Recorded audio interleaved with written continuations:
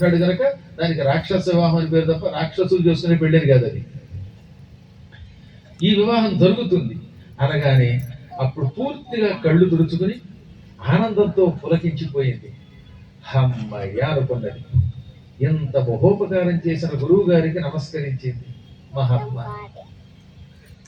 నువ్వు రావడం క్షణకాలం ఆలస్యం అయితే నేను ఏమైపోయేదాన్నో. సమయానికి వచ్చావు.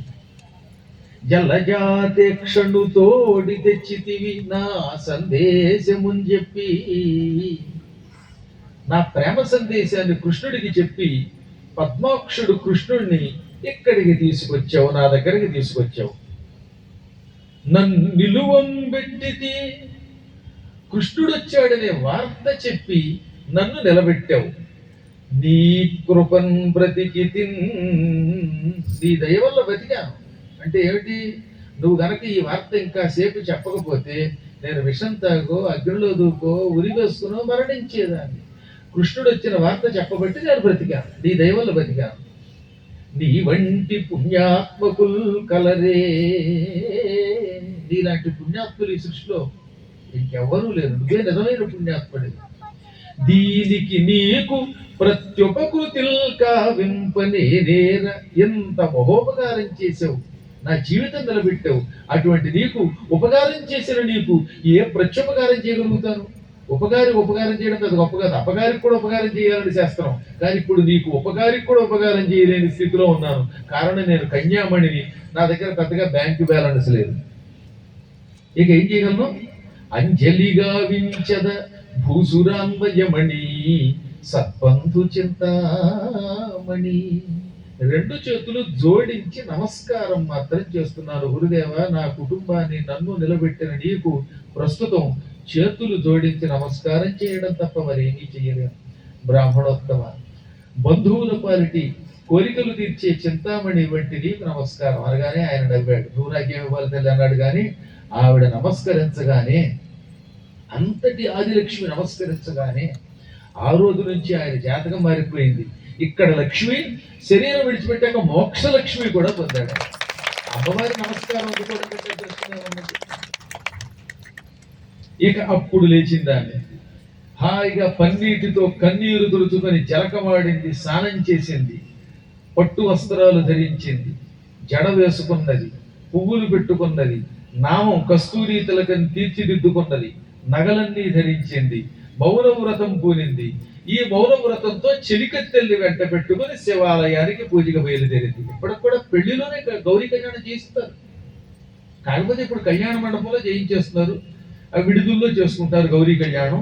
పూర్వం గుళ్ళోకి వెళ్ళే చేసేవారు అన్నమాట. అందువల్ల అమ్మవారు గౌరీ కళ్యాణం చేయడానికి శివాలయానికి బయలుదేరింది. పెద్దగా కాపలా లేరు. ఆ కాపల వాళ్ళు ఉన్న 4-5 కింద ఉన్నారు.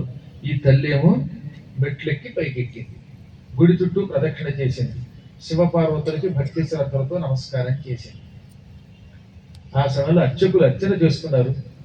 అలా రుక్మిణీదేవి కేవలం పార్వతీ పరమేశ్వరుణ్ణి మాత్రమే చూస్తూ మనస్సులో ప్రార్థన చేసింది. మౌన వ్రతం కదా, అందుకని పైకి మాట్లాడకూడదు అని అరవకుండా లోపలే భక్తితో ప్రార్థించింది. నమ్మితి నామనంబున సనాతనులైన ఉమా మహేశులన్మిమ్ము పురాణ దంపతుల మేలు భజింతు కదమ్మ, మేటి పెద్దమ్మ దయాంబురాశివి కదమ్మ, హరింపతి చేయుమమ్మ, నిన్నమ్మిన వారికెన్నడును నాశము లేదు కదమ్మ ఈశ్వరీ.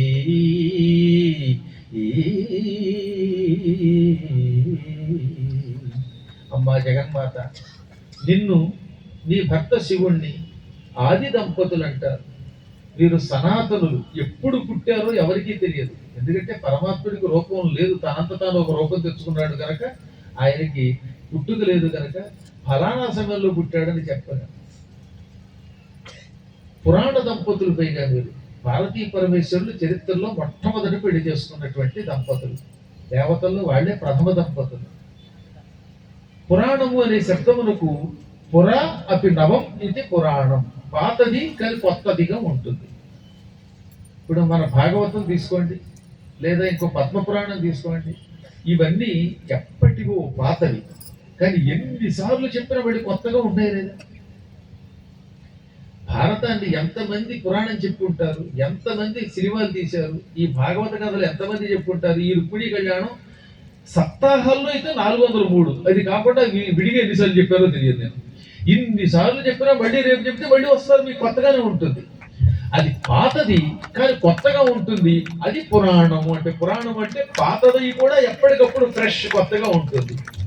పార్వతీ పరమేశ్వరుల్ని పురాణ దంపతులను ఎందుకన్నారంటే వాళ్ళు ఎంతో పాతకాలపు నాటి దంపతులు, కానీ ఇప్పుడు మళ్ళీ మన ఎదురుగుండా ప్రత్యక్షమైతే ఇప్పుడే పెళ్లి చేసుకున్న నవదంపతుల వలి ఉంటారు. అలా ఉంటారు సాధారణంగా ఎవరు కూడా. నన్ను పక్కన పెడితే ఇప్పుడు మీలో ఎవరైనా సరే చూడండి, కొంతకాలం పోయాక వస్తే ముసలాళ్ళలో కనపడుతూ అడుక్కుంటూ వస్తారు. ఎంత గొప్ప వాళ్ళైనా కొత్త వాళ్ళుగా కనపడతారా? అడగండి కావాలంటే ఇద్దరు వేణుగోపాల్ గారులని భార్యాముడి సమేతంగా వస్తే మీ పెళ్ళి 40 ఏళ్ళు అయిందా, 30 ఏళ్ళు అయిందా, 50 ఏళ్ళు అయిందా అని అడుగుతారు. అంటే కారణం శరీరంలో మార్పులు వస్తూ ఉంటాయి. కానీ పార్వతీ పరమేశ్వరులు ఎదురుగుండా కనపడితే అప్పుడే పెళ్లి చేసుకున్నటువంటి వధువుల్లో ఉంటారు. అందుకని పురాణ దంపతులైన మిమ్మల్ని నేను మనస్సులో భక్తితో నమ్మి కొలుస్తున్నాను. తల్లులకి తల్లివి నువ్వు, పెద్దమ్మ అంటే నువ్వే, ఇంకెంతకంటే పెద్ద తల్లి లేదు. అందుకని అమ్మవారికి పెద్దమ్మ అని పేరు. దయా సముద్రురాలివి, నాకు శ్రీకృష్ణుడు భర్త అయ్యేలాగా చెయ్యమ్మ. నిన్ను నమ్ముకున్న వాళ్ళకి నాశనం లేదంటారు తల్లి అని భక్తితో ప్రార్థిస్తూ ఉంటే అమ్మవారి శిరస్సు మీద ఉన్న పూజా పుష్పం కిందకి రాలింది. అలా పూజా పుష్పం రావడం శుభం. భగవంతుడికి సమర్పించిన పువ్వుల రాలితే అది ఎంతో శుభమని శాస్త్రం. ఆ పువ్వే పట్టుకొచ్చి అర్చకులు ఆవిడ చేతిలో పెట్టారు. కుంకుమ పూజ అయ్యాక వాళ్ళు అక్షతలు దల్లారు, కుంకుమ ఇచ్చారు, పువ్వు ఇచ్చారు. అప్పుడు మౌనవ్రతం విడిచిపెట్టి వాళ్ళందరికీ కానుకలిచ్చింది. మహాత్ములారా, నాకు అర్చన చేశారు, నన్ను దీవించండి అని వారందరికీ చీరలు, ఆడవాళ్ళకి చీరలు, మగవాళ్ళకి పంచెలు, ఇంకా నగలు ఇవన్నీ పంచిపెట్టింది. వాళ్ళు కూడా ఉత్సాహంగా అవి స్వీకరించి అక్షతలు వేసి దీవించారు. ఏమని దీవించారు? నీకు పెళ్ళ వాళ్ళని దీవించలేదు. మనోవాంఛిత వరప్రసాద సిద్ధిరస్తు, నీవు మనస్సులో కోరుకున్న వరుడితో పెళ్ళవుగాక అన్నారు. సాధారణంగా శుభ్రాకి ఇచ్చినప్పుడు అందులో ఏవో పేర్లు ఉంటాయి కదా, ఆ పేర్లతోటి దీవించడం కాకుండా నీవు మనస్సులో ఎవడిని కోరుకుంటున్నావో అతనితో కళ్యాణం అవుగాక అని దీవించగానే అప్పుడు ఉత్సాహం మరింత పొంగింది ఆమెకి. ఇప్పుడు గుడి మెట్లు మూట కిందకి దిగడం మొదలెట్టింది. నేను ఇలా మెట్లు దిగాక తలెత్తుతాను, మెట్లు కనబడతాయి కిందకి, దిగుతాను, దిగ్గానే తలెత్తుతాను, ఎత్తగానే కృష్ణుడు కనపడితే బ్రతుకుతాను, లేకపోతే బ్రతకాన్ని కూడా భీష్మించుకుంది ఆవిడ. భీష్మ కుమార్తె భీష్మ ప్రతిజ్ఞ చేసింది. ఈలోపు రుక్మిణీదేవి గుళ్ళోకి వచ్చిందని, పూజ చేసిందని, మెట్లు దిగి కిందకు వస్తుందనే వార్త పెళ్లికి వచ్చిన రాజులకి రాజకుమారులకి తెలిసిపోయింది. వాళ్ళు ఏమనుకున్నారు, పెళ్లిలో ఫ్రంట్ రోలో మన ఎలాగో కూర్చొనేవారు, విఐపీలే కూర్చుంటారు, వెనక ఎక్కడో కూర్చుంటాం, ఆ చివరున్న వాళ్ళకి పెళ్లి కూతురు పెళ్లి కొడుకు కనపడరు, రుక్మిణి గొప్ప అందగత్తె అని విన్నాం, దగ్గర నుంచి చూడాలనే కోరిక ఆమె పెళ్ళయ్యాక తీరదు. పెళ్ళయ్యాక అంతఃపురానికి వెళ్ళిపోతుంది కనుక పెళ్లిలో చూద్దామంటే కుదరదు. ఇప్పుడు గుడి దగ్గర చూద్దామా నేను అనుకున్నారు. ఎందుకంటే పెళ్లికి వచ్చిన వాళ్ళు అందరూ వెళ్ళగలరా ముందుకి, ఏ జరాసంధుడు లాంటి వాళ్ళు వెళతారు తప్ప. అందుకని ఇప్పుడే ఆమెను చూద్దామని ఆ రాజులు రాజకుమారులు ఏది చావడానికి సిద్ధంగా ఉన్న ముసలాడి దగ్గర నుంచి నాలాంటి 16 ఏళ్ల కుర్రాడి వరకు అందరూ కూడా గుడి మెట్లకి 2 వైపులా నిలబడి ఆవిడ చూశారు. తెల్లబోయారు వాళ్ళు, అలా నిశ్చేష్టులు విడిపోయారు ఆ సౌందర్యానికి. అళి నీలాలక పూర్ణ చంద్రముఖి ఏణాక్షిల్ ప్రవాళాధరం కలకంఠిన్ నవపల్లవాంఘ్రియుగళన్ గంధేభ కుంభస్తనిన్ పులినశ్రోణి ఇవేంద్రయాన అరుణాంభోజాతహస్తం మహోత్పలగంధిన్ మృగరాజ మధ్యగని విభ్రాంతాత్ములైరందరున్. ఆమె తల వెంట్రుకలు నల్లగా ఒత్తుగా తుమ్మెదల వలె ఉన్నాయి. తుమ్మెద ఎంత నల్లగా ఉంటుందో వెంట్రుకలు అంత నల్లగా ఉన్నాయి. మంచి జుట్టు కలిగింది, చంద్రబింబంలా ఉంది ముఖం, కళ్ళు జింక కళ్ళల్లో ఉన్నాయి. లేడి కన్నులు ఎలా ఉంటాయి అంత పెద్ద పెద్ద కళ్ళు, చంచలమైన కళ్ళు. ఆడవాళ్ళ కళ్ళని లేడి కన్నులకి ఎదురు పోల్చారంటే ఈ లేడి ఎప్పుడైనా కదులుతూ ఉంటాయి కళ్ళు చంచలంగా. అలా అందగత్తెల యొక్క కళ్ళు చిటికి వాడికి కదిలితే ముచ్చటగా ఉంటుందని ఏనాక్షి అన్నారు. ఇదంతా నేను రాయలేస్తున్నా, భాగవతంలో రాశారు. మళ్ళీ నా మీద ఎవరు మీరు ఇలా ఎందుకు వర్ణించారు అన్నది. ప్రవాళాధరం, ఆవిడ పెదవులు పగడల్లా ఎర్రగా ఉన్నాయి. ఇది ఒరిజినల్ గా, లిప్స్టిక్లు వేయలేదు. ఎందుకు వాళ్ళ పెదవులు ఓ రంగులు వేస్తే కంపు అవుతాయి. అలా కాకుండా పుట్టుకతోటి ఆవిడ పెదవులు ఎర్రగా దొండపండుల్లో ఉన్నాయన్నమాట. పూర్వకాలంలో ఎర్రగా పెదవులు ఉంటే అయితే పగడల్లో ఉన్నాయి లేదా దొండపండుల్లో ఉన్నాయి. అందుకే బెంబాధరము. బెంబము అంటే పండిన దొండపండు. పండిన దొండపండుని సంస్కృతంలో బెంబం అంటారు. బెంబాధరము అంటే దొండపండులో ఉన్నాయి అన్నమాట పెదవులు.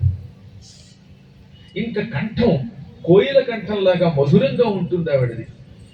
అప్పుడే పుట్టిన చిగుళ్ళల్లో ఉన్నాయి చేతులు, ఎర్ర తామర పువ్వుల్లో ఉన్నాయి ఆవిడ చేతులు కాళ్ళు కూడా. ఉందా లేదా అనిపిస్తున్నది నడుము. అటువంటి ఆవిడ్ని గజగమనని ఒయ్యారంగా నడుస్తున్నదాన్ని చూచారు. ఆవిడ నడుస్తుంటే ఏనుగు నడిచినట్లుగా ఒయ్యారంగా ఉందన్నమాట. ఏనుగులు చూసారా టీవీగా నడుస్తాయి. అలా ఎవరైనా తిప్పుకుని నడిస్తే పూర్వం గజగమన అనేవారు. అదే మీరు విన్నారుగా కొన్ని పాటలు, సామజవర గమన. సామజం అంటే ఏనుగు. ఏనుగు వలె శ్రేష్టమైన నడక కలిగిందానా అంటే ఒయ్యారమైన నడక కలిగిందానా అని అర్థం. కానీ గజలక్ష్మి కష్టమా.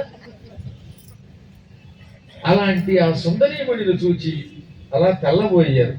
కొంతమంది అయితే లోపల ఏడ్చారు. ఒరే శిశుపాల, నీ అదృష్టం పుచ్చిపోయింది కదరా, నీ బతుకు చెడ, ఎంత అందగత్తి నీకు భారీ అయిపోతుందా, మాకేమో ఎంత గెంతుకున్నా పెళ్ళి అవ్వట్లేదు అని లోపల ఉడికిపోయారు. అందువల్ల పెళ్లికి పిలిస్తే ఒక్కొక్కప్పుడు మిత్రులు ఏడుస్తారు ఉంటాయి. అవతల అమ్మాయి అందగత్తి అయితే క్లాస్మేట్ కదా అని పిలిచామా, అయ్యయ్యో వీడికి పెళ్లి అయిపోతుంది, అందగత్తి వచ్చేస్తుంది అని కొంతమంది ఏడుస్తారు. అందుకే ఆఖరి దిష్టి తీయాలి. కొంతమంది సంతోషిస్తారు, నా బతుకు ఇలా ఉన్నా వాడికైనా మంచి పెళ్ళం దొరికింది అని కనీసం నాలుగుతో అయినా అంటారు. ఈ విధంగా ఒక్కొక్కడు ఒక్కొక్క రకంగా. శిశుపాలుడు అదృష్టానికి సంతోషించిన వాడు కొందరు, ఏడ్చిన వాడు కొంతమంది.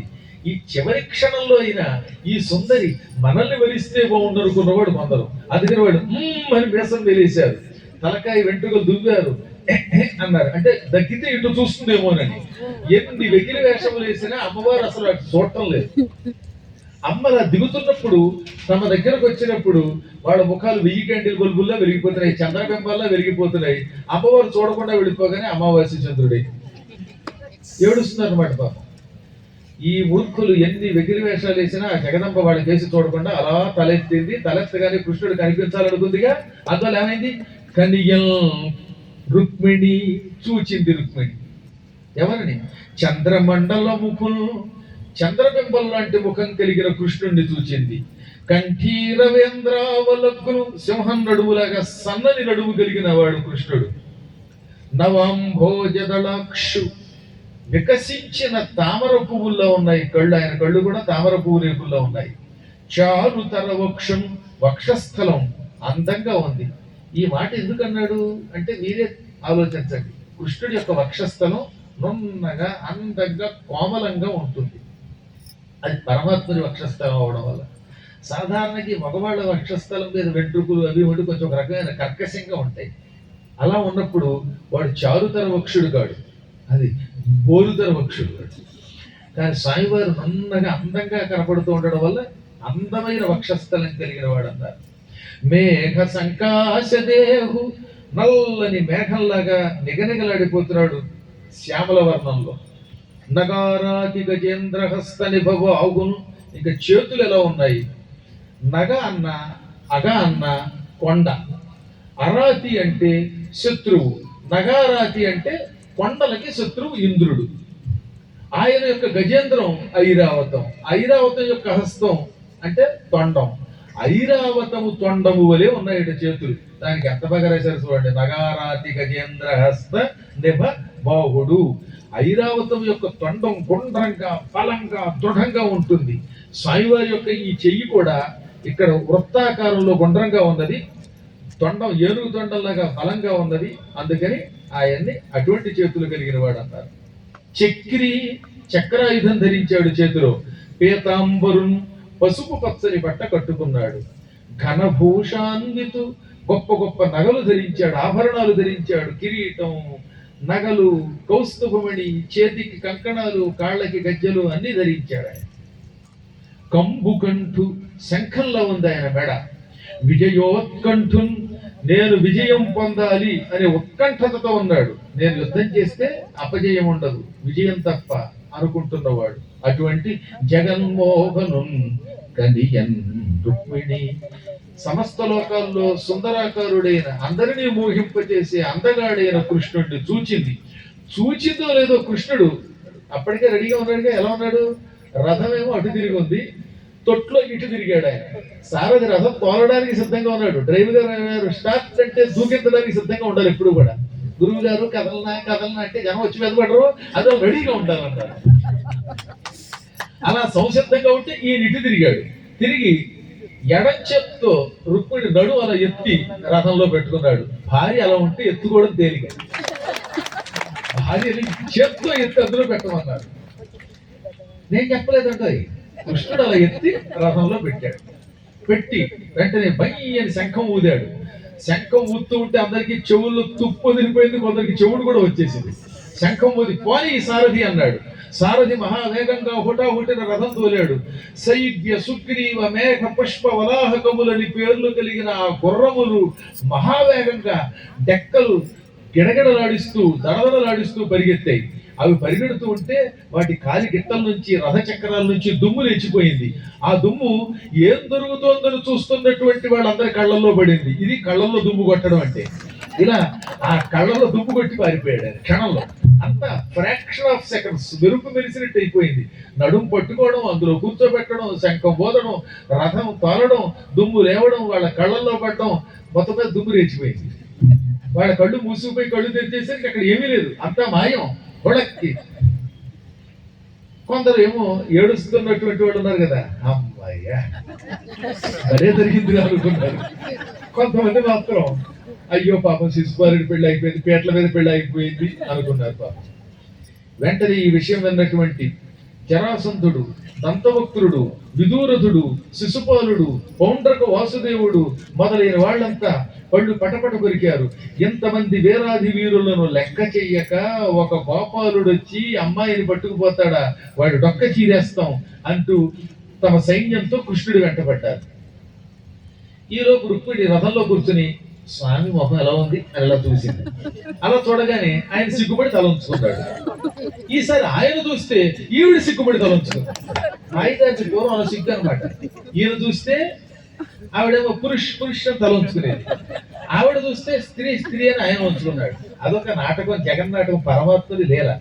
హరి చూచిన సిరి చూడదు, సిరి చూచిన హరియు కనడు, చిడిముడి పడుతున్నారు పాత్ర గారు. కృష్ణుడు చూస్తే రుక్మిణి చూడదు, రుక్మిణి చూస్తే కృష్ణుడు చూడటం. ఇద్దరు కొంచెం సేపు అయ్యాక కొంచెం సిగ్గు విడిచిపెట్టి ఒకడు ముఖాలు ఒకడు చూసుకున్నారు. ప్రేమగా చూసుకునే లోపు ఇంకా గట్టిగా ఒక్క ముక్క కూడా మాట్లాడుకోలేదు. ఈ లోపు దడ శబ్దం అయ్యింది వెనక వైపు. రుక్మిణి కంగారు పడినట్టు చూసింది. చూస్తే 7 అక్షౌహిణీల సైన్యంతో జరాసంధాదులు వెంటబడుతున్నారు. ఒక్క క్షణం కంగారు పడిపోయింది ఆవిడ.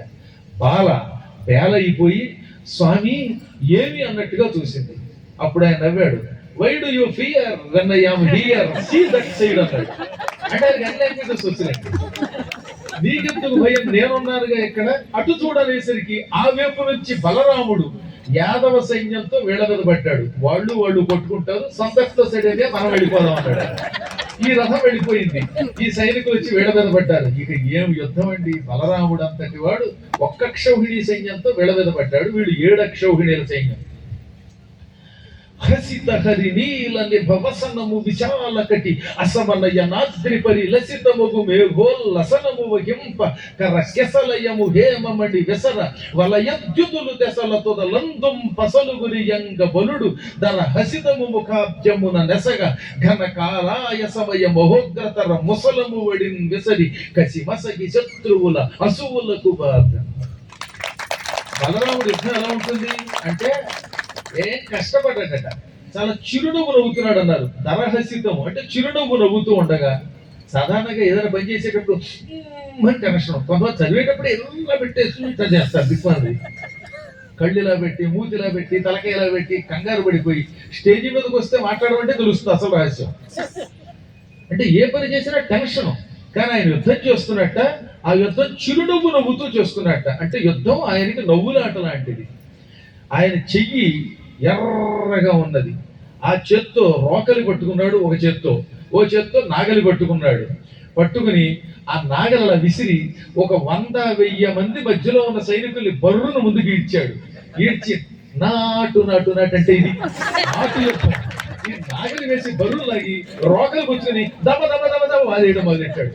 మరి తిరుపతి కొండ మీద మెట్ల మీద కొబ్బరికాయలు పగలబడతారు కదా, కొబ్బరికాయలు పటా పటా కొట్టుకుంటూ ఒక ఆవిడ నిజంగానండి వెళ్ళింది. నేను ఒక 10 ఏళ్ల పాటు రెగ్యులర్ గా తిరుపతిలో చాలా కాలం కళ్యాణ మండపంలో చెప్పేవాడి, అన్నమాచార్య కళా మండపం. అప్పుడప్పుడు మేము కాలినడకన పైకి వెళ్ళేవాడు.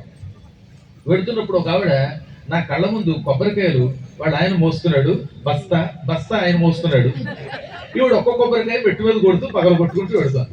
అలా కొబ్బరికాయ కొడితే చాలు పట్టణ ముక్కలు అయిపోయేది. నేను ఆశ్చర్యపోయి, గుళ్ళో కూడా మేము కొట్టలేకపోతున్నాం, నువ్వేమో భలే పగలు కొడుతున్నావు రాళ్ల మీద మెట్ల మీద ఈ కొబ్బరికాయ అంటే, కొబ్బరికాయ నేల మీద కొట్టినప్పుడల్లా మా ఆయన తలకాయ ఎనుగురు పగలు కొట్టేస్తానంట. నయ్యం ఆయన పక్కనే ఉన్నాడు పాపం. అంచేత అదనమాట రహస్యం. కొబ్బరికాయ పట్టుకొని కొట్టినప్పుడల్లా మా ఆయన బుర్ర పగలు కొడుతానండి, కసితో పగలు కొడితే అది ముక్కలోకి ఏమవుతుంది. ఆనాడు కొబ్బరికాయ ఎలా పగిలిందో అలా వీళ్ళ తలకాయలన్నీ పగిలిపోయాయి. ఆయన తెల్లగా ఉంటాడు బలరాముడు, కట్టుకున్న వస్త్రం నల్లని బట్ట. అది ఎలా ఉంది దృశ్యం అంటే, హిమాలయ పర్వతం మీద నల్లని మేఘం అలుముకున్నట్టుగా ఉందన్నారు. అలా తెల్లని వాడు నల్లని బట్టతో శోభిల్లుతూ ఘోర యుద్ధం చేశాడు. అంతలోనే ధనుస్సు గుచ్చుకున్నాడు, ధనుష్టంకారం చేసి బాణములు గుప్పించాడు. ఆయన ఎప్పుడు బాణం తీస్తున్నాడో, ఎక్కువ పెడుతున్నాడో, వేస్తున్నాడో తెలియదు. ఆయనతో పాటు ఆయన తమ్ముడు సాత్యకి మొదలైన వాళ్ళంతా బాణాలు కురిపిస్తూ ఉంటే ఈ బాణవర్షంతో కొందరికి తలలు తెగాయి, కొందరికి కళ్ళు, కొందరికి పళ్ళు, కొందరికి చర్మం, కొందరికి నాలుక, కొందరికి చెవులు, కొందరికి నడుం, కొందరికి కాళ్ళు, కీళ్ళు, ఒళ్ళు తెగి ముక్కలై తునాతునకలై కింద పడిపోయాయి. ఈ భయంకరమైన శరీరములు కుప్పలు కుప్పలుగా పడిపోతూ ఉంటే శరీరం నుంచి వచ్చిన రక్తం ఒక ప్రవాహంలో వెళ్ళిపోయిందన్నారు, నదిలా ప్రవహించింది. ఆ నదిలో చేతులు కొట్టుకుపోయాయి, అవి చేపల్లో ఉన్నాయి. నడుం మొసళ్లలా కనపడింది. ఈ తలలు కొట్టుకుపోతున్నప్పుడు నెత్తి మీద వెంట్రుకలు నదులు నాచుతో నిండి ఉన్నాయా అన్నట్టుగా కనపడ్డాయి. ఈ విధంగా ఒక రక్త ప్రవాహం వెళ్ళిపోయింది. అంత భీకర యుద్ధం జరిగింది. మొత్తం జరాసంధాదుల సైనికులంతా నాశనం అయిపోయారు. చివరికి జరాసంధుడు మొదలైన వాడు గుర్రాలెక్కి పారిపోయారు, పెద్దాళ్ళు పారిపోయారు, సైనికులు తెచ్చారు. అలా పారిపోతూ ఉండగా జరాసంధుడు హఠాత్తుగా గుర్రం మీద పోతున్నవాడు తల పక్కకి తిప్పి, ఒరే మనందరం పరిగెత్తుకొస్తున్నాం, పెళ్లి కొడుకు ఏమయ్యాడో, వాడు బతికాడో, వాడికి పిండం పెట్టాలా, పెళ్లికి వచ్చిన వాడికి కొంప తీసి శ్రాద్ధం పెట్టాలా అని పక్కకి చూస్తే అక్కడ ఇంకో గుర్రం మీద పరిగెత్తుకొస్తున్న శిశుపాలుడు కనపడ్డాడు. కనపడగానే వెంటనే పగతుర చేతిలో పడక ప్రాణముతోడు తనున్నవాడవే. ఓరి శిశుపాల, ఈ యుద్ధంలో నువ్వు కూడా పోయావనుకున్నావు, శత్రువుల చేతిలో పడి చావకుండా బతికే ఉన్నావా, ప్రాణంతోటే ఉన్నావా అన్నాడు. అసలే పెళ్ళం పోయిందని వాడు ఏడుస్తుంటే నువ్వు బతికే ఉన్నావా అంటే ఏడవకి ఏమవుతాడు వాడు అంటాను. అంటే మీ అందరూ నేను చచ్చిపోవాలని కోరుకుంటున్నారా అన్నట్ట. లేదు నాయన, మా ఉద్దేశం అది కాదు, నువ్వు తెస్తే మాకేం వస్తుంది, ఇంత గందరగోళంలో అందా పోయారు కనుక నువ్వు కూడా పోయావేమో అనుకున్నావు, ఇంత పిండమే కదా పెట్టడం అనుకున్నావు. అందులో పక్కనే తుంగభద్ర కూడా ఉందయ్యా, నదీ తీరానికి కూడా వెళ్ళి అందరూ పక్కన లేకుండా. కానీ అదృష్టం బతికావు అనగా, ఏం బతుకు, బంగారం లాంటి భార్య పోయింది అన్నాడు. ఏడవక అనవసరంగా. భార్య ఎక్కడ, ఆవిడ ఇంకా పెళ్ళి అవ్వలేదు కదా. పీటల మీద జీలకర్ర బెల్లం పెట్టిన తర్వాత కూడా ఆగిపోతున్నాయి పెళ్ళిళ్ళు. అటువంటి సమయంలో పెళ్లికి ముందు వెళ్ళిపోయింది ఆవిడ. ఏం బాధపడతారు ఆయన, బ్రతుకవచ్చు వడల్ల ప్రాణంబు నుండిన బ్రతుకు కలిగనే నీ భార్య కలదు, బ్రతికి తీవు భార్య పట్టు దయ్యమెరుంగు వగవలదు చైద్య వగవలదు. శరీరంలో ప్రాణం ఉంటే ఎలా అయినా బతకవచ్చు. కర్నూలులో ఎలాగో ఫ్రీగా భోజనం పెట్టే సత్రం ఉంది, అక్కడికి వెళ్ళి బెత్సాతం ఎత్తుకునైనా బతకవచ్చు, బెచ్చం ఎత్తుకు బతకవచ్చు. శరీరంలో ప్రాణం ఉంటే బచ్చలోకి తిరిగి బతకవచ్చు. నువ్వు బ్రతికానని సంతోషించు. నీ భార్య సంగతి దేవుడికి తెలుసు, దయ్యానికి తెలుసు. ఏడవకు, ఈ భార్య కాబట్టి మరో భార్య వస్తుంది అని ఓదారిస్తే బతికాను, ఇంకో భార్య వస్తుంది కానీ రుక్మిణి వంటి భార్య రాదు అని ఏడుస్తూ కుమిలిపోతూ ఎలాగో ఇంటికి పోయాడు. వీళ్ళు ఇలా ఉండగా రుక్మిణి పెద్దన్న గారు రుక్మి వాడు పళ్ళు పటపట కొరికాడు. నా చెల్లెల్ని ఈ దుర్మార్గుడు కృష్ణుడు అపహరించి పట్టుకుపోతాడా, వాడిని చంపకుండా లేక జయించకుండా నా చెల్లెల్ని తీసుకురాకుండా నేను కుండినపురంలో అడుగు పెట్టను అని భీష్మకుమారుడు భీష్మ ప్రతిజ్ఞ చేశాడు. కొంత సైన్యాన్ని వెంట పెట్టుకున్నాడు, ఒక రథం ఎక్కాడు. ఈ బలరామాదులు యుద్ధం చేస్తున్న వైపు వెళ్ళడం కష్టం కదా, అందుకని మరొక మార్గంలో చాలా రూట్లు ఉంటాయండి, బైపాస్. మరొక మార్గంలో కృష్ణుడి దగ్గరికి వెళ్ళాడు. కృష్ణ ఆగు అన్నాడు. ఆగమని ఒక బాణమేమో కృష్ణుడు నుదుటి కొట్టాడు, ఒక బాణం కుడి భుజం మీద, ఒక బాణం ఎడం భుజం మీద, ఇలా 3 బాణములు కొట్టగానే కృష్ణుడి శరీరంలో బాణములు తగిలి రక్తం కొంచెం కాలింది.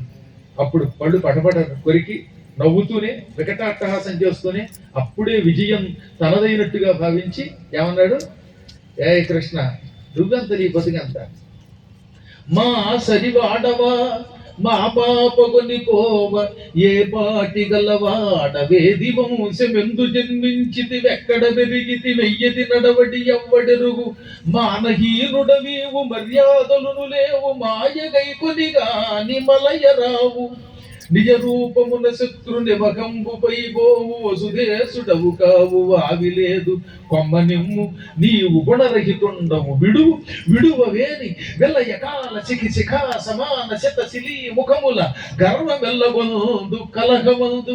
కృష్ణ నువ్వెంత నీ బతికెంత, మాతో సమానమైన వాడిని అనుకుంటున్నావా? మేము మహారాజులం, నువ్వు కేవలం గోపాలుడివి, పశుపాలకుడివి. నువ్వు మాతో పక్కన కూర్చోడానికి కూడా అర్హత లేని వాడు అయ్యుండి కూడా మా అమ్మాయిని ఎత్తుకుపోతావా? నువ్వు ఎక్కడ పుట్టావో ఎవరికైనా తెలుసా? నీ వంశం ఏమిటి, నీ కులం ఏమిటి, నీ గోత్రం ఏమిటి అని చెప్పాడు. ఇదంతా పరమాత్మకి పొగడ్తయ్యిందండోయ్. నిజంగా పరమాత్ముడు అతనికి సమానుడు కాదు, అతనికంటే అధికుడు. ఈ బోడి మనుషులు ఆయనకి సమానం అవుతారా? నువ్వు ఎక్కడ పుట్టావన్నాడు. పరమాత్మకి పుట్టుక లేదు అని అంతరార్థం. నీ కులం ఏమిటన్నాడు. ఈ మానవులు ఏర్పాటు చేసుకున్న కులాలు తప్ప భగవంతుని సృష్టిలో కులం అనేది లేదు, వర్ణం వ్యవస్థ ఉండదు తప్ప. చేసే పనిని బట్టి ఆ పేరు పెట్టారు తప్ప అసలు ఈ కులాలు ఏమిటి ఉంటే అబద్ధం. ఇదంతా ఏ పురాణంలో లేదు. ఎవడన్నా రమ్మని చర్చగా చూస్తానే. ఇప్పుడు మన కర్మ గాలి వద్దు వద్దంటూ కులాల పేరుతో కొట్టుదొస్తూ ఏ కార్తీక మాసం వచ్చిన కుల సంఘాల పేరు మీదుగా ఈ అన్న సంతర్పణలు భోజనాలు కార్తీక భోజనాలు పెట్టుకుంటారు. కానీ ప్రపంచంలో ప్రతి ప్రాణి పరమాత్మ యొక్క సమర్పణయే, పరమాత్మ యొక్క సృష్టి. అందరూ భగవత్ స్వరూపులే. అందులో ఆయన కులం ఎక్కడుంది, గోత్రం ఎక్కడున్నది? లక్ష్మీదేవి కనుక ఆవిడ ఎత్తుకోవడానికి నువ్వే అర్హుడివని చెప్పకుండా చెప్పాడు అనమాట. కృష్ణ నువ్వు మహారాజువు కాదు అన్నాడు. ఆయన మహారాజు ఏమిటి, అసలు ఏది కాదు, రాజు కాదు, ఇంకోటి కాదు. నీవు గుణరహితుడవు అన్నాడు. అంటే నీకు గుణములు లేవని అర్థం. నిజమే, పరమాత్మ నిర్గుణ పరబ్రహ్మ. ఇలా పలికి నీవు మా అమ్మాయిని విడిచిపెట్టకపోతే నేను నా ధనుస్సుకి బాణములు ఎక్కుపెట్టి నీ మీద ప్రయోగిస్తాను. నా బాణములు అగ్నిజ్వాలల వంటివి, పిడుగుల వంటివి. పిడుగులు లాంటి బాణములతో నిన్ను భస్మం చేసి నీ గర్వం సర్వం కర్వం చేసి మా అమ్మాయిని పట్టుకుపోతాను అని మళ్ళీ ఇంకో బాణం వేయబోతూ ఉండగా, చాలు 3 బాణాలు కొట్టి అయిపోయింది చాలు అని తన కోదండ వెక్కుపెట్టి వాడి ధనుస్సు నరికేశాడు. వాడు ఇంకో ధనుస్సు తీస్తే అది నరికాడు. వాడి జెండా విరగొట్టాడు. వాడి గుర్రములను చంపాడు, సారథిని చంపాడు, రథ చక్రాలు విరగొట్టాడు. రథం కుప్పకూలేక వాడు కత్తి తీస్తే ఆ కత్తిని కూడా నరికి ఇంకా చాలు బావా అని తన సునందమనే కత్తి దూసి రథంలో నుంచి 28 అడుగులు ఎత్తు పైకి లేచి లంఘించి వాడి దగ్గరికి దూకాడు. ఒక్క దూకు దూకాడు. అది హై జంప్ అంటే, లాంగ్ జంప్ అంటే. అలా దూకి వాడి దగ్గరకు వచ్చి వాడి కిరీటం తోసి వాడి జుట్టు పుచ్చుకుని వంచాడు. కత్తెత్తాడు. క్షణం ఆగితే వాడి తల తెగి కింద పడిపోయేది. క్షణంలో వాడి తలకాయ తెగేది. ఆ తెగేలోపు రుక్మిణి పరుగునొచ్చి చేయి పట్టేసింది. చూసారా అన్నయ్య మీద ప్రేమ. ఈ చెల్లెళ్ళకి అన్నయ్య గారి మీద ప్రేమ అలాగే ఉంటుంది అన్నాడు. భర్త గారు ఎంత ప్రేమగా చూసినా పుట్టింటి వారి మీద ప్రేమ ఆడవాళ్ళకి పోదు అని నేను చెప్పలేదండి. మళ్ళీ నన్ను అడగండి. భాగవతంలో కృష్ణుడు చెప్పాడు, భర్త 10,000 చీర కొనిపెట్టిన, 10,000 రూపాయలు పెట్టో, 1,00,000 రూపాయలు పెట్టో, 1,00,000 రూపాయలు నగలు చేయించిన, ఏ ఏడాదికో పుట్టింటి వారు ఒక జాకెట్ పీస్ పెట్టారు అనుకోండి, మా పుట్టింటి వారు పెట్టారు జాకెట్ పీస్ అని చెప్పకపోతే పీస్ ఉండదట. అందువల్ల సోదర ప్రేమతో చెయ్యి గట్టిగా పట్టుకుని వెంటనే స్వామి నా అన్నయ్యని సంపద్దు అని బతిమాలుకున్నది. నిన్ను నీశ్వర దేవదేవుని నిర్ణయం పగలేకవో సన్ను తామర కీర్తి శోభిత సర్వలోక శరణ్యమా అన్న ఈతడు నేడు చేసే మహాపరాధము నీయడన్ నన్ను మన్నన చేసి కావు మనాథనాథ దయానిధి అనాథనాథ దయానిధి కల్లలేదని విన్నవించుట కాదు వల్లభ ఈతనిన్ ప్రల్లదుం తెగదూచితేనియు భాగ్యవంతులమైతిమే మల్లుడయ్య ముకుందుడీశ్వరుడంచు మోదము చెందు మా తల్లిదండ్రులు పుత్ర శోకము దాల్చి చిక్కుదురీశ్వర అని డబ్బుత్తికతో మహాభయముతో ఆకంపితాంగంబుతో వినత శ్రాంత ముఖంబుతో శృతి చలద్వేణీ కలాపంబుతో కన్నుదోయింజడిగొన్న బాష్పములతో కన్యాలలాపంబు మ్రొక్కిన రుక్మిల్ తెగవ్రేయబోక మగిడెల్ కృష్ణుండు రోచిష్ణుడై. ప్రభు, నువ్వు సమస్త లోకాలకి అధిపతివి, ఈశ్వరుడి. అలాంటి పరమాత్మని లోకేశ్వరుణ్ణి గ్రహించలేక మా అన్న నోటికొచ్చినట్లు మాట్లాడాడు, నీకెంతో అపరాధం చేశాడు. దేవతలు కూడా నీ పాదాలు పట్టుకొని శరణు కోరి నీ వల్ల శుభాలు పొందుతారు. దేవతలకి కూడా భయమిచ్చే పాదపద్మములు కలిగిన నిన్ను కారుకోతలు పూశాడు మా అన్నయ్య. సందేహం లేకుండా అది తప్పే, అపరాధమే. అయినా నా ముఖం చూచి నన్ను మన్నించి అతన్ని విడిచిపెట్టమని భక్తితో ప్రార్థిస్తున్నాను. నువ్వు దిక్కులేని వాళ్ళకి దిక్కు, సర్వలోకాలకి అధిపతివి, కరుణాస్వరూపుడివి. ఈతడిలో తప్పు లేదు కాబట్టి విడిచిపెట్టు అని నేను అన్నల్లా. ఈతడు అపరాధి, వధార్హుడు, చంపడానికి అర్హుడు. కానీ నా విన్నపం ఒకటే ఆలకించు. మా అమ్మకి నాన్నకి నువ్వంటే చాలా ఇష్టం. కృష్ణుడు మా అల్లుడు అవ్వాలని వాళ్ళు చాలాసార్లు అనుకున్నారు. ఇప్పుడు నువ్వు నన్ను అపహరించి పట్టుకుపోతుంటే వాళ్ళు లోపల ఏమనుకుంటారు? అమ్మాయ్య, మా కోరిక తీరింది, పరమాత్ముడు కృష్ణుడు మా అమ్మాయిని పట్టుకెళ్ళాడు, కృష్ణుడు ముకుందుడు ఈశ్వరుడు మాకు అల్లుడు అయ్యాడు అని సంతోషిస్తూ ఉంటారు. ఆ సమయంలో నువ్వు కనుక మా అన్నయ్యని చంపావనుకో, వాళ్ళు ఏమనుకుంటారు? అప్పుడు కృష్ణుడు అల్లుడు అయినందుకు ఆనందించమా, ఆ అల్లుడు గిల్లుడు మా కొడుకుని చంపాడే దానికి ఏడవమా అనుకుంటారు. ఎంత దుర్మార్గుడైన కొడుకు మరణిస్తే తల్లిదండ్రులకి పుత్ర శోకం రాదా? ప్రభు, ఆలోచించు. అల్లుడు తన కుమారుణ్ణి చంపితే మామగారు నిన్ను క్షమించగలుగుతాడు. పైగా అన్నిటికంటే ఇంకో గొప్ప మాట వేసిందంటే బాంబు. మన పెళ్లి ఇంకా అవ్వలేదు. ఇప్పుడు మా అన్నయ్య చచ్చిపోతే నాకు వెంటనే మైలు వస్తుంది. మైలు వస్తే పెళ్లి ఆగిపోతుంది. తర్వాత మూఢమే, ముహూర్తాలు, పెద్ద కత్తెర, చిన్న కత్తెర, మోడాలు, గాఢాలు చాలా ఉన్నాయి. తర్వాత ఇష్టం. ఈ చివరి బాంబు గట్టిదండో అని కంఠం గద్గదమైపోతూ ఉండగా, కన్నీళ్లు వరదగా కారుతూ ఉండగా, జుట్టు కదిలిపోతూ ఉండగా, నడుము ఒడిగిపోతూ ఉండగా, పెదవులు కంపించిపోతూ ఉండగా శరణు కోరి రుక్మిణి అడిగితే ఆయన కంగారు పడ్డాడు. రుక్మిణి, అంత ప్రాధేయపడతావు ఎందుకు, ఆగు అన్నాడు. పెళ్లికి ముందు భార్యామణి ఏదైనా అడిగితే కాదంటాడా భర్త అన్నారంట ఈ భాగవతంలో. పెళ్లికి ముందు. అయ్యాక కూడా భార్య ఏదడిగితే తెచ్చిపోయింది వాడు గొప్ప భర్తట. అఫ్ కోర్స్ కర్నూలులో వాళ్ళు, మాకు హరికృష్ణ గారు లాంటి ఉత్తములు ఎక్కడో ఉంటారులండి, కొంచెం వేడు గొప్పలు కదా వాళ్ళు ఎన్నాళ్ళైనా భార్యామణి ఏదడిగితే చేసి పెడతారని విన్నాను. మరి ఆ తర్వాత దేవుడికి తెలుసు. కానీ సాధారణంగా పెళ్లి అవ్వడానికి ముందు కొత్తల్లోనూ భార్య మాట వింటారు, తర్వాత వెళ్ళి తోసంట. రైల్లో కూడా తిట్టుకుంటారండి. అదేంటో మరి పక్క వాళ్ళతో చూస్తున్నా పట్టించుకోండి. ఊరుకోండి, మిమ్మల్ని కొడతానని ఆవిడ. ఏమే కొడతాను నేను, గొప్ప పగలు కొడతాను ఈయన. మొత్తం కంపార్ట్మెంట్ అంతా సెకండ్ ఏసీ లేదు, ఫస్ట్ ఏసీ లేదు, థర్డ్ ఏసీ లేదు, దద్దరిల్లిపోతూ ఉంటాయి కొన్ని చోట్ల. అలా ఉండకూడదని, ఆదర్శ దంపతుల వరే ఉండాలని, కృష్ణుడు రుక్మిణిలాగా సీతారాముల్లా కలిసి ఉండాలని మన పురాణాలు చెబుతున్నాయి. ఈ రోజు నుంచి మీరు అలా మారిపోతారని భావిస్తున్నాను. నేను ఎంతమందిలో కొద్ది మందే పుట్టారు అంటే లేదా గురువు గారు అలాగే అంటారు, మన ఇంటికి ఎలాగే ఉండాలి, మందే అనుకున్న వాడు పట్టట్లేదు. అయ్యా దాన్ని సరిగ్గా కొట్టండి, ఇలా ఎందుకు వచ్చింది కొద్ది కొద్దిగా కొట్టారంటే అది అనుమానించారు. వెంటనే రుక్మిణీదేవి మాట మన్నించి వాడి జుట్టు విడిచిపెట్టాడు. నరకలేదు తల. కానీ బావా, చూసావా, నువ్వు ఎప్పుడైనా నీ చెల్లెలి యొక్క మనస్సుని గ్రహించావా?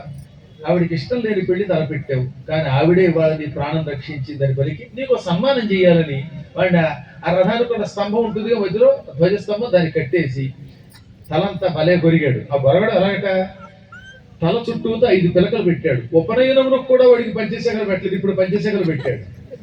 ఇంకా మేసం ఒకవైపు గీకాడు, గెడ్డం ఒకవైపు కొరిగాడు. మొత్తం కొరిగేస్తే పర్వాలేదు, ఇటు మేసం ఇటు గెడ్డం కొరిగి విరూపిని చేశాడు. పూర్తిగా కొరిగితే రూపాయి కలిసి వచ్చేది. అప్పుడు వాడు తల వంచుకుని ఏడుస్తూ ఉంటే ఆ సమయములకు శత్రువులను జయించి బలరాముడు అక్కడికి వచ్చి ఇది చూసి ఏమిటి కృష్ణ అన్నాడు. ఇప్పుడు బలరాముడు అంటున్నది ఏమిటో ఎవరికి అర్థం కాల. ఆయన తమాషాగా వ్యంగ్యంగా అన్నాడు, తలమనక భీష్మనందను తలయును మూతియును గొర్రుగా తగవే బంధున్ తలయును మూతియు దరుగుట తల తరుగుట కంటే తుచ్చతరము మహాత్మా. కృష్ణ మహాత్మా, ఈ భీష్మ కుమారుడు రుక్మి మన బావ, రుక్మిణికి అన్నగారు. ఆయన పొరపాటు చేశాడు అనుకుందాం, అప్పుడు ఏమనాలి? పో అంటే పోయేవాడు. అలా పొమ్మనక స్తంభానికి కట్టి తల కొరిగావు, పోయి నున్నగా పూర్తిగా కొరకుండా పిలకలు పెట్టావు. ఒకవైపు మేసం ఒకవైపు గడ్డం కొరిగావు. ఇలా గొరగడం న్యాయమేనా? బంధువు యొక్క మూతి గెడ్డం తల గొరగడం ఉందే, అది తలకాయ నరకడం కంటే నీచం. అంటే ఎందుకంటే తలకాయ తీసేస్తూ వదిలిపోయేది. అంటే ఇప్పుడు వాడిని చంపమంటున్నాడా వదలమంటున్నాడో తెలియదు. ఇది తుచ్చతనం అని పలికి ఆ తర్వాత కట్లిప్పి బావా బాధపడకు, బావా బావమరుదులు ఉండక ఈ మాత్రం హాస్యం ఉండాలి. ఇది హాస్యం. ఇంటికి అడిగారు, ₹1 ఇచ్చి నున్నగా మొత్తం చేయించేసుకో, 2 నెలకో అసలు దుట్టు అంటూ ఉంటే వచ్చేస్తుంది, కంగారు పడకు, బాధపడకు, మీరు కలిసి ఉండండి అని వదిలేశాడు. వీడు ఏమన్నాడు, నేను రుక్మిణిని తీసుకురావాలంటే కృష్ణుని జయించాలి, కృష్ణుని జయించో చంపో నా చెల్లెలు తీసుకొస్తేనే కుండినపురంలో అడుగు పెడతాను, లేకపోతే అడుగు పెట్టానడుగా. అందువల్ల సిగ్గుపడి ఇంకా మళ్ళీ కుండినపురంలో అడుగు పెట్టకుండా వేరే కాలనీ, కొత్త కాలనీ ఏర్పాటు చేయండి అన్నాడు. ఆ కొత్త కాలనీ అన్నమాట ఇప్పుడు నాగపూర్ స్టేషన్. అంటే ఆనాడు కుండినపురం 5 కిలోమీటర్ల దూరంలో ఉండేదానికి దూరంగా ఉండిపోయి ఇంకా అక్కడికి వెళ్లకుండా ఇక్కడే బిల్డింగులు కట్టుకున్నాడు. ఆ పాత కాలనీ పోయింది, కొత్త కాలనీ డెవలప్ అయింది. అది పాత బస్తీ, ఇది కొత్త బస్తీ అయిపోయింది. ఈ విధంగా భీష్మ కుమారుడు ఇక నగరంలోకి వెళ్ళి చచ్చేదాకా అడుగు పెట్టలేదు పాపం. అందుకని ప్రతిజ్ఞ చేసే ముందు ఒళ్ళు దగ్గర పెట్టుకోవాలి. నేను కనుక నెక్కకపోతే రాజకీయ సన్యాసం తీసుకుంటాను, నువ్వు నెగ్గితే గొరిగించుకుంటానంటారు. ఉట్టి అబద్ధం, వీళ్ళంతా అబద్ధాలు. మళ్ళీ మామూలుగా పోటీ చేస్తూనే ఉంటారు, వాటిని నమ్మకూడదు. కానీ వీడు మాత్రం మళ్ళీ కుండినపురంలో అడుగు పెట్టలేదు.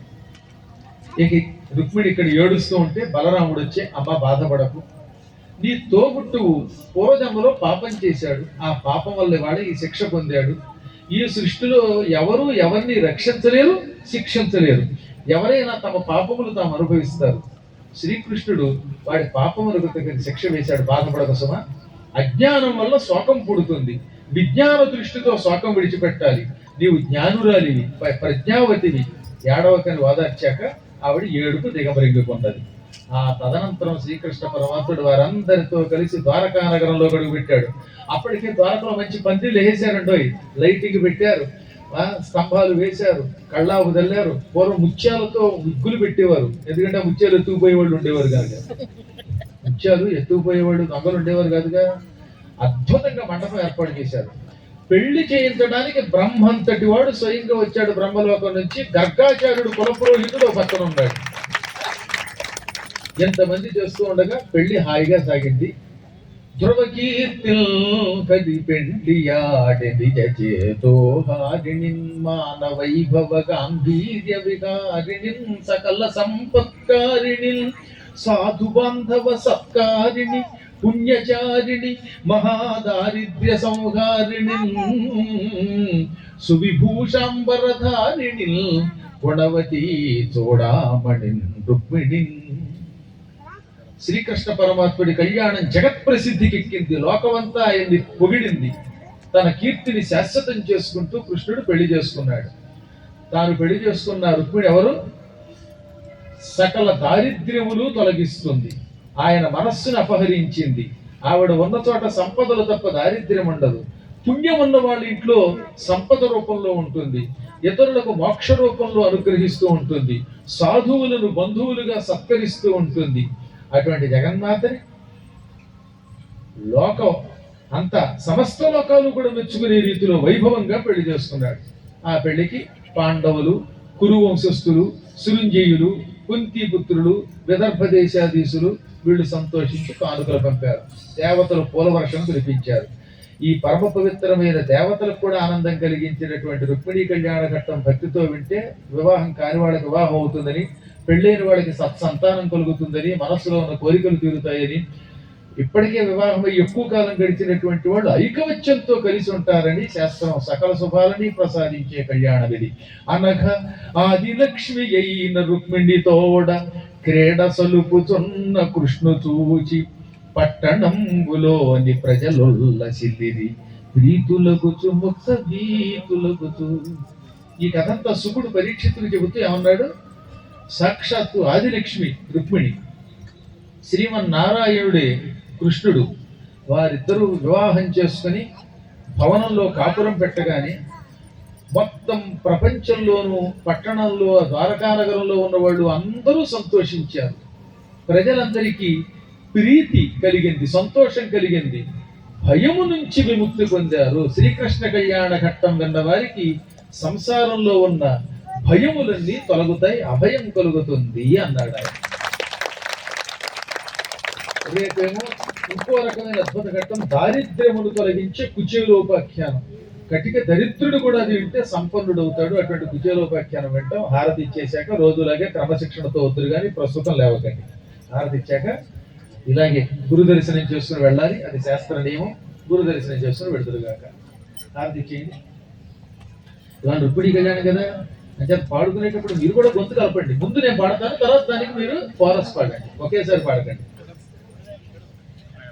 జయ సుందర నంద బాల గోపీ జనలో, జయ సుందర నంద బాల గోపీ జనలో, జయ సుందర నంద బాల గోపీ జనలో.